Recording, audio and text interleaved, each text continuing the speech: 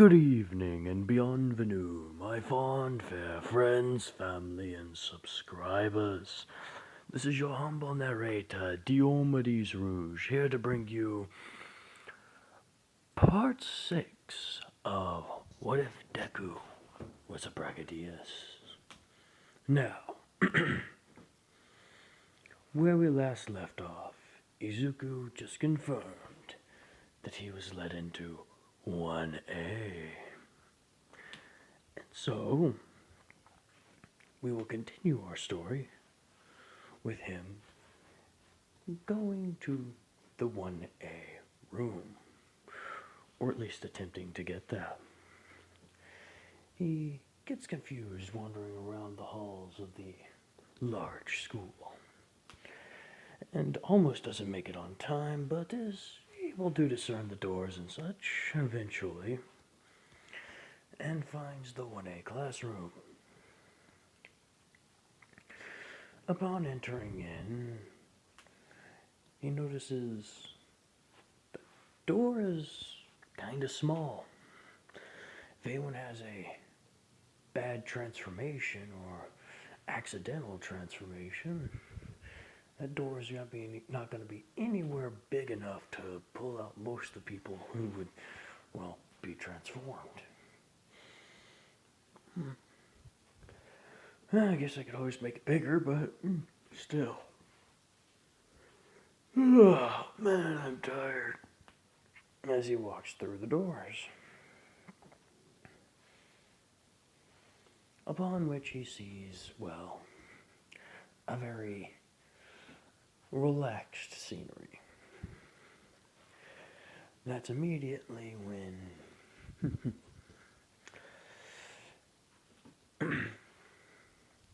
one moment, please.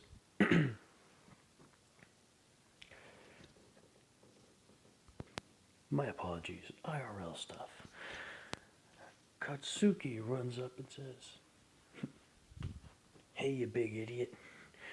I see you made it here." Of course.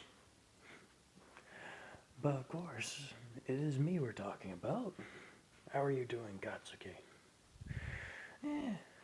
Pretty good, especially now that my friend's here.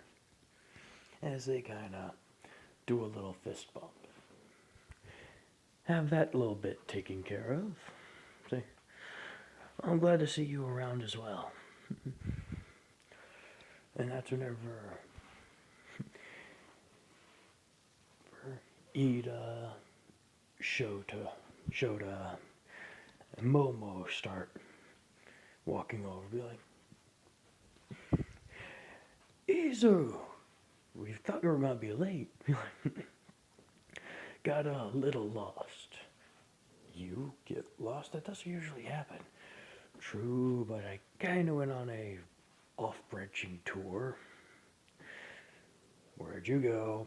Nowhere special, just wanted to see the cafeteria. Of course you would. Cafeteria? Yeah, you guys don't realize this, but he does not like being kept away from eating. What?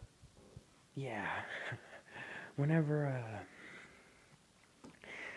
he's in a new place or anything like that, he'll usually scout out the local restaurants, fast food dives, and or, in this case, cafeterias nearby in order to, well, see where they're at and know how to quickly get there. Yep.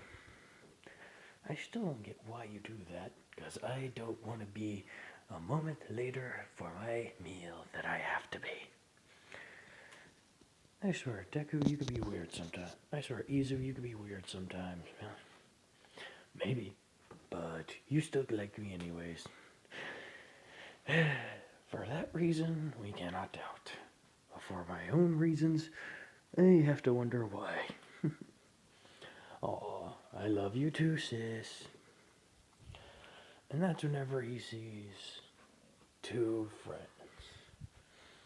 Kaminari Kirishima! As he runs over to them. Izuku! As they all kind of fist bump each other and do the high fives and everything. Be like, wow, you guys are awesome. How you been? No, we're fine, we're fine. Well, that's good to hear.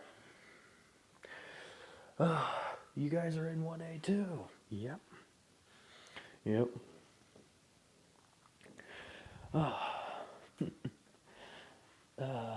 Izuku? Yeah?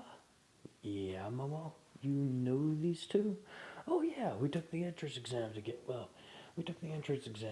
and, well, covered my tail pretty good when it came to fighting the zero pointer. And that's when a couple people perk up. Because you see, whenever Izuku's in his hybridized state, this one right here, he's not exactly what you would call, well, easy to identify back in his human form. Because he basically looks like a monster in human form. So, none of the people there knew really who he was, because he didn't really give out his name. All he did was run in, save them, and then continue on.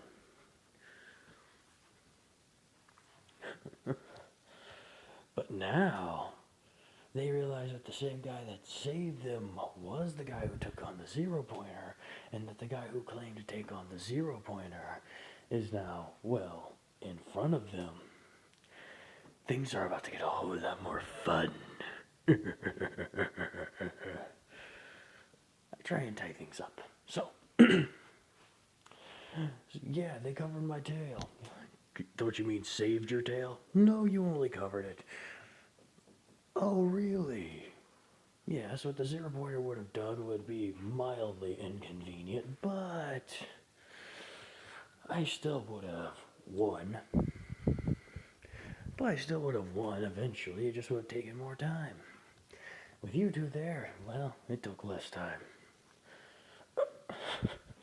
Wow, aren't you a bit, prideful? Nope, I'm just accurate.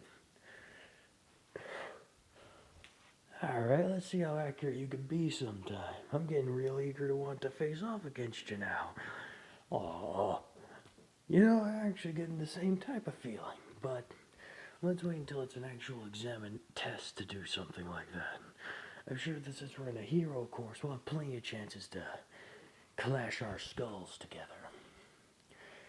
Yeah, you're right. As they just kind of put their fists together and walk off. Yeah. It's nice having guy friends. What, do you not like hanging out with us? Of course I do, of course I do, of course I do. It's just, yeah, sometimes a guy needs guy time. And no offense, usually that was involving me doing solo stuff. But now I got guys to do guy time with. So, yay. Izuku, you're weird. Yes, but I'm also a badass, so take it as you leave it. Yes, fine. Shoto remarks. So, but before anyone else can do anything, the pink-haired girl, well, we all know this, Mina, walks up and taps him on the shoulder. Wait, were you the one that took out the zero pointer in all truth? Yes. So you were that big, solid, that big, dark bluish monster that was running around saving a few people, right? Yes. I wanted to say thank you. Oh, right. You're that girl with the acid ability. Yes, that was me. Oh, it's no problem. It's part of the thing I do.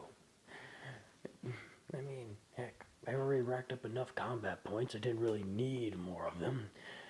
But helping people out, that's just standard. I mean, that's what we're here for, is to mainly help people. Well, I do thank you nonetheless.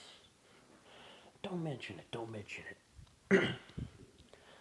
As it continues on, well, then comes a different girl from behind him.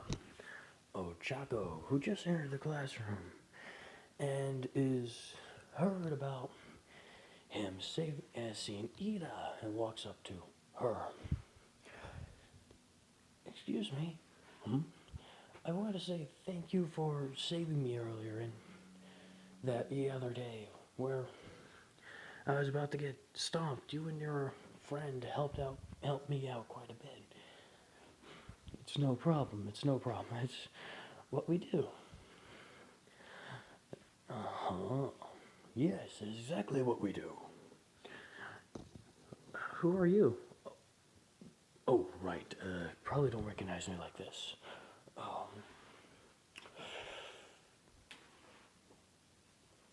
Run, Nita, run! I'll take care of this.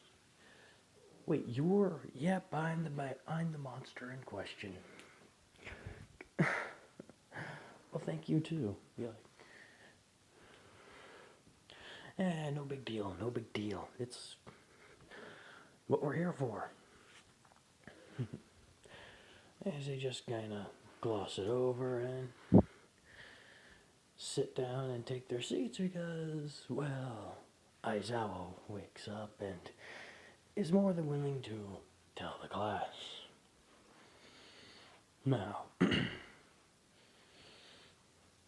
shut up, you brats. Took you 5 minutes. Been in there for 5 minutes and none of you have shut the hell up once. You're supposed to come in, take your seats, and get ready for class. Hey, Miss Aizawa. Izuku. Izuku. Izu, you know this person? Yeah, we met.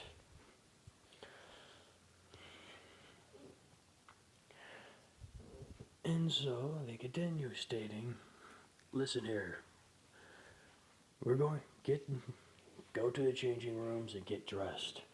We need to get ready for we're going to have a test, a practical examination.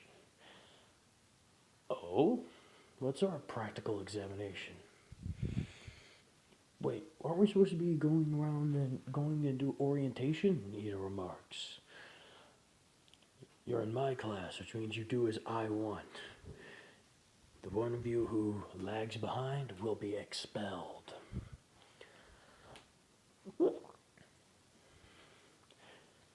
Good luck, as she walks out and everyone takes off. Cutting to the dressing room, Deku is, well, putting on his clothing and everything when he notices a, well, relatively small man. And when I say relatively small, he's about 4'3".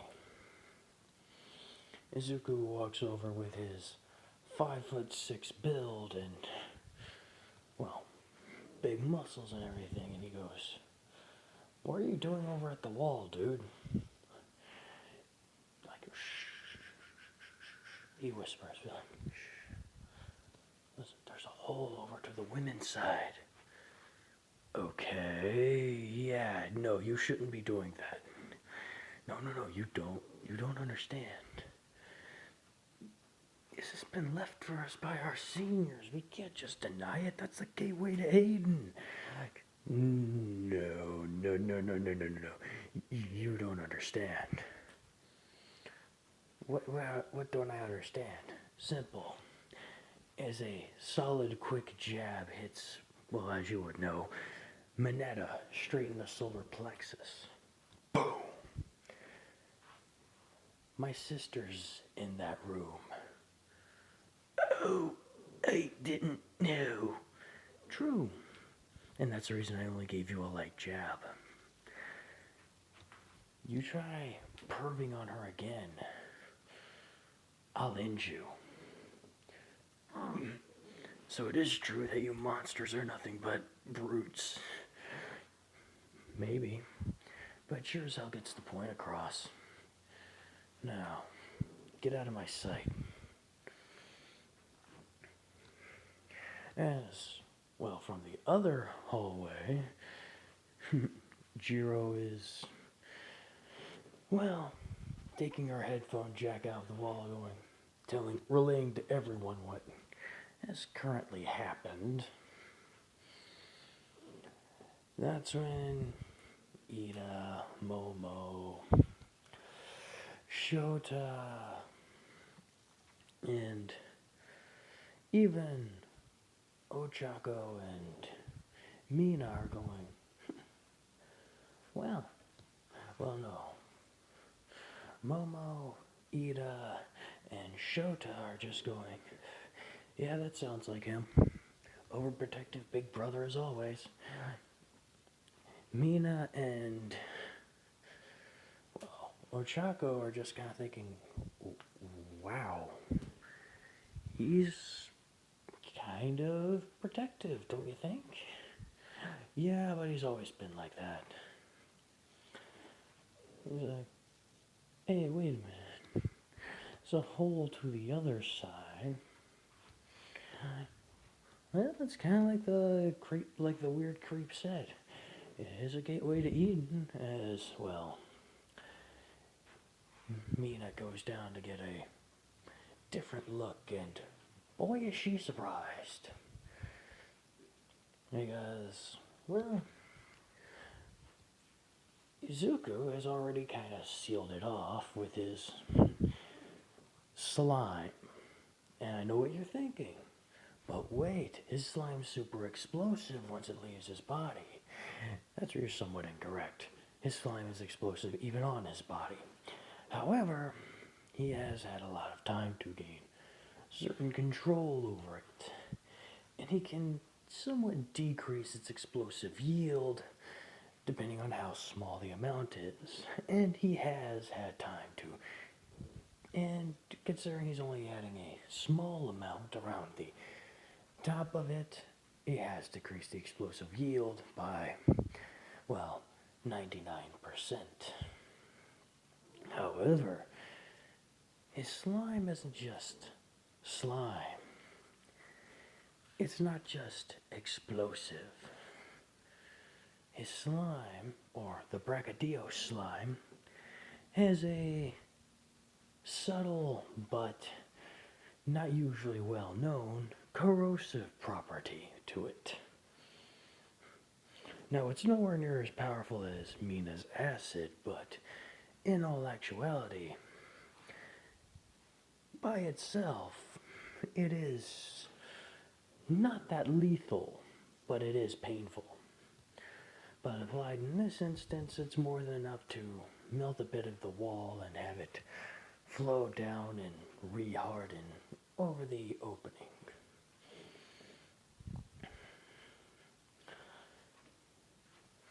Mina just kind of goes, well, that's not nice. What are you doing? Trying to peek. Really? You're no different than that guy. Of course I am. Oh, really? How? Simple. I'm at least classy about being a pervert.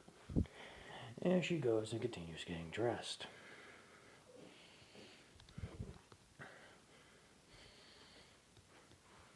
Okay. Enough with the fan service there, as they continue out to the training yard. There, the real fun begins.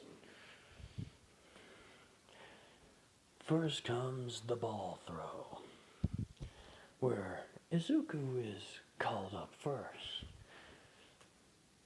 You're to throw this ball as hard as you can using your quirk. Since you got the highest score, you'll be getting the first throw. Okay. quick question. Would you mind if I punched it instead? You know that's generally not how balls work. Throwing them makes them go faster than punching them. Maybe, but it's how I do things. You know what? Sure, why not? If you want to lower a score and possibly get yourself expelled, go right ahead. Thank you, Miss Aizawa. As he takes the ball and yeets it up into the air, Momo immediately takes one solid quick step backwards and makes some ear muffs. Plates them on her head, and then she pulls Shota as well as Ada back as well and gives them a set. They're going, what are these for? Trust me, you're going to want them. And as soon as the ball begins to reach the apex of its arc and slowly climb back down, you just hear, hybridize. And Izuku takes up a very powerful slugger-style stance as he waits for that ball to get right within his range. And right when it gets to the certain point he's waiting for, all you hear is a loud thump as he hits that ball, that baseball, with over 3,000 pounds of energy, sending it hurling at breakneck speed. However, that's just the first part, because he also placed a minor mass slime with that contact. And giving his trajectory, how long he's trained with, well, Momo, using similar methods. Oh, this is gonna be fun. Because if he's done his calculations correctly in about 3, 2, 1, it increases its explosive, it increases its power and goes even farther. Right when it was going down, slightly decreasing in its area. Not its area, its arc. My apologies.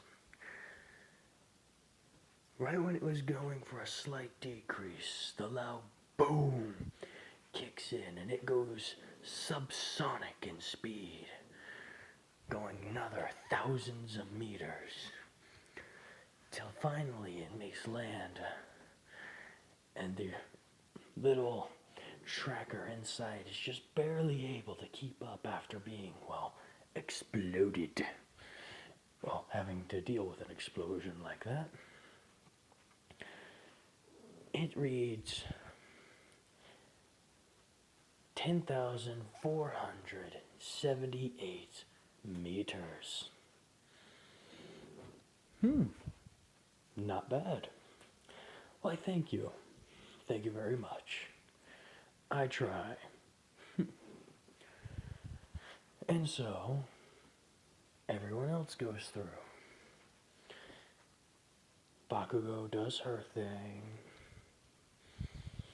Uraka still does the gravity thing. You know, infinity.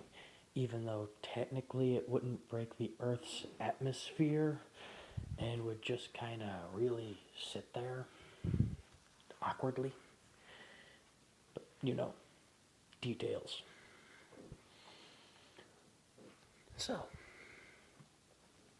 as we continue on, eventually it's Ida's turn. And she requests a similar thing, if she can impact the ball with other means besides her, well, arm. And Aizawa says, sure. I mean, I've already allowed it for one, I guess allowing it for another wouldn't be that bad. As she tosses the ball straight up in the air. And Izuku goes, oh boy. Hope she knows what she's doing. What do you mean? You did it fine. Yeah, but it takes roughly about... Yes, but I've calculated these equations time and time again to the point where I've gotten used to them. If you're not used to it, doing something like this could wind up kicking you in the butt. And speaking of that, she then begins to, well, spin. And I do mean spin. Full on using her leg engines to, one of her leg engines to, well, spin her around as she basically uses her other leg to keep it center. And right when the ball comes back down, you hear a loud overdrive, reciprocal burst, and BAM! The ball goes launching straight forward at high intense speeds. It gets to a point where you hear that ball whistling through the air and, well, it's more like screaming through the air.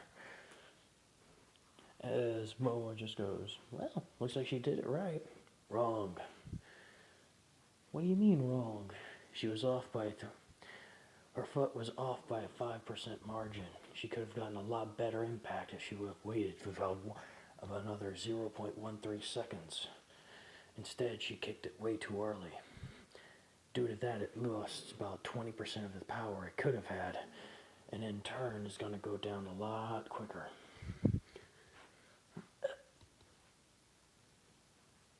You really are kind of scary sometimes, Izu. Maybe, but I'm me. Yes, brother, I know. As the ball goes over to 5,615 meters. Not bad. As she deactivates her overdrive and, well, powers back down. Then comes Kaminari. And he has something similar. Can I hit things with anything, but can I do something besides just throw it? Sure, I guess. Thank you. As he also tosses the ball straight up in the air. At this point, as I was wondering, what has this devolved into? It's just become overgrown batting practice at this point. This is supposed to be how you throw, but it's entertaining. As he throws it straight up in the air. And that's where Izuku goes. Strange. Didn't take him for the uber smart type, but you never know. Things might be interesting. And that's when he goes, Monsterification. Oh no. Boom. The Zinogre appears. And not even before that ball reaches its apex, Kaminari jumps straight up in the air, does a spin, and bashes the living shit out of it with his tail, sending it arcing forward, coated in a solid sphere of electricity, as it cuts through the air with no resistance whatsoever. How is it getting no resistance whatsoever? Well, simple. The cone of electricity that's, well, protecting the ball at this point is ionizing any air that would come in contact to it, basically making it to where air resistance is, well, not an issue. So it can go straight along using his power without having to worry about the air. I did have some way of thinking about this, people. Come on now. I do rationalize things. Back to the show. It arcs straight through the air, cutting through and making a loud hiss as it cuts through, as the water vapor that makes contact with it is destroyed and dispersed. 5,000, 5,575 as he lands and is immediately reverted back to his normal self. So, oh, I didn't plan for that. As Aizawa walks over to him and baps him on the head with the clipboard. You could have gotten people hurt doing that, you idiot. Next time, think before you fully transform like that. Remember, you're a large beast when you're like that. If you land while doing something like that, you can hurt several people. Sorry. But you did do pretty well. So, not completely upset. And that's when Kaminari walks off. And it's now Kirishima's turn. Oh yes. And this is when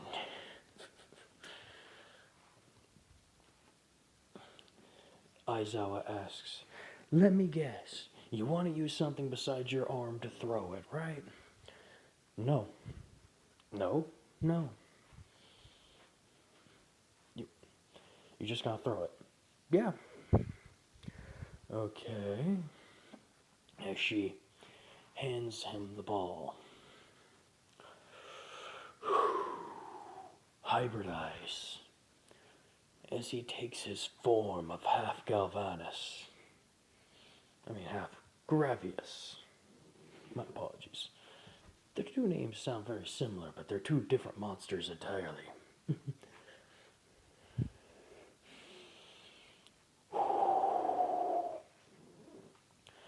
As he takes the ball in his hand and grips it tight, gets right back into a pitcher's position and he hurls it. Boom! It goes for 1,000, 2,000, 3,000, but then it begins to lose speed. And that's whenever you see him charging up. You see the belly glow and his mouth begin to open wide. And that's when Aizawa was about to unleash her quirk to nullify it, but he's firing his laser. Except this time it's a smaller, more pinpoint attack. As it makes contact, it burns halfway of the ball apart, but luckily it misses the transceiver. Almost as if plot armor protected that tiny little radar detector, that tiny little radar reader. Who knows? As it gets sent flying another 3,000 meters.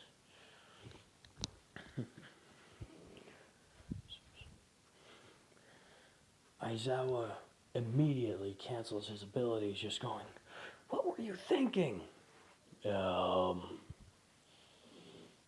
Make it go farther? And Izuku is astounded. He goes, wait a minute. Is he a 1%er? What do you mean, Izuku? Their monsters sometimes are born as both monsters and quirked individuals, having standardized quirks. What I just saw, he hit a target that was about the size of a fly at that distance, pinpoint accurately. That takes more than just skill. That takes power, skill, and a high amount of accuracy. He may be someone I need to keep in mind. This is going to be a fun year. When in actuality, no, Kirishima is not a 1%er. He is a Gravius. And as a flying wyvern, they all naturally have very well enhanced eyesight. It's part of being a sky predator. Because in case you never noticed, well, eagles fly hundreds of feet into the air and are able to pinpoint very small targets, even from the sky to the ground. They're able to pinpoint targets accurately. Being a larger, more intimidating beast, yes, flying wyverns have an even better sense of sight. Just figured I'd let you all know. Now, then comes our good old boy, Mineta, who's still a bit hurt from his previous encounter with Izuku. And that's when Mineta asks, "Mind if I do something?" So says, "Sure, why not? Do it." As he takes his balls and scatters them around in a small square. And then he tosses the ball in between them. As it bounces and bounces back and forth, it sticks to them. Is that all? Hold up. As in he never tried it with anything inanimate, so had to be sure. Okay. Anyways, you're gonna throw the ball, or as Raves when they say that, he takes the ball and, well, he starts bouncing back and forth on his own, well, balls. He bounces back and forth, building up more and more and more speed. He jumps around at the speed of sound, you could say. Not literally, of course. But he's moving at very high speeds, almost to a point where he's nothing but a blur. As then he launches himself skyward. Boing. He does a few spins and lets loose the grip on his ball, on the baseball. It goes for, well, 215 meters. As he lands down, well, face first. Ow! That hurt. Everyone else is somewhat laughing except Izuku, who's going, interesting. Anyways, things go somewhat predictable later on with the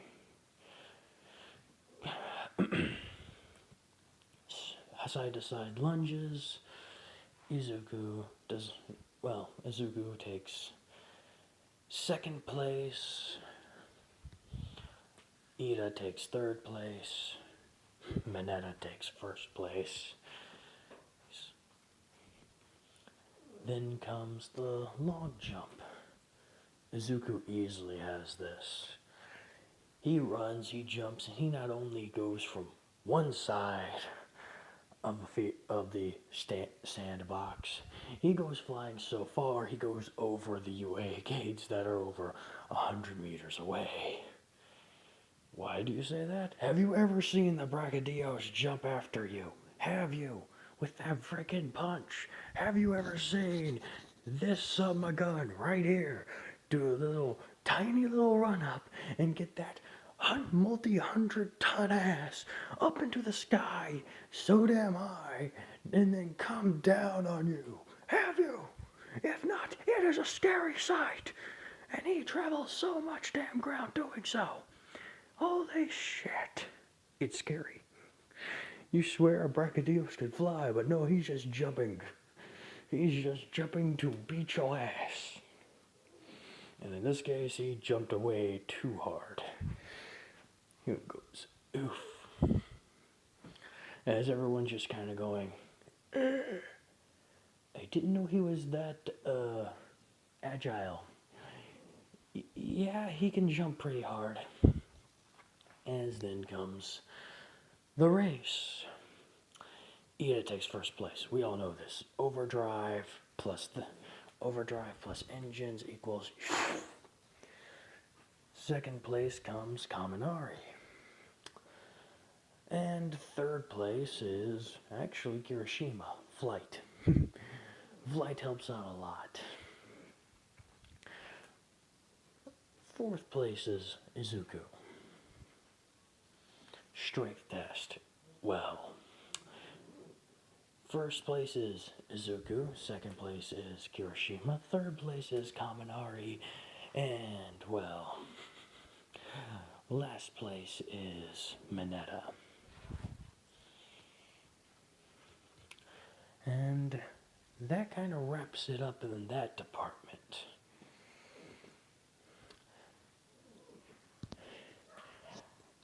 Aizawa tells him, relax. I wasn't going to expel any of you, but it was a good way to make you actually try hard. So, you could take a breath of fresh air as everyone just goes, good Lord. As Izuku just kind of wonders, yeah, I knew it. What do you mean you knew it? A teacher doesn't have the right, has only the right to recommend an expulsion. They do not have the right to demand an expulsion. The principal's job is the one who oversees it entirely. And there was a good 90% chance that the headmaster of this school was not going to, well, kick out a student that quickly. You know, I forget how scary you can be sometimes. You've already mentioned this. Yes, but it deserves to be restated. I'm just a normal guy who could turn into a giant monster that sets landmines. Just a normal guy. As they continue on, laughing, chit-chatting, everything else. The end of the day rolls around and everyone goes back home and they're all happy and, well, ecstatic that they all survived their first day at UA. Next time will be the Hero v Villain exams. And I hope you are all excited for that. Yes, I admit this was a bit more lighthearted, a bit more less dramatic, and less action-packed. And for that, I do somewhat apologize. However, if I give you all action every single episode and drama every single episode, it becomes stale. Some episodes need to be set aside for development, as well as comedy. I hope you can all understand, because I am not changing that formula. It needs to be a well-balanced meal to be a great meal. If too much spice, it flattens it out the flavor, makes it unappealing. This has been your humble narrator, Diomedes Rouge, telling you, have a holly jolly Christmas. Yes, it's that time of year. And I'm gonna shut up before people get angry at my singing.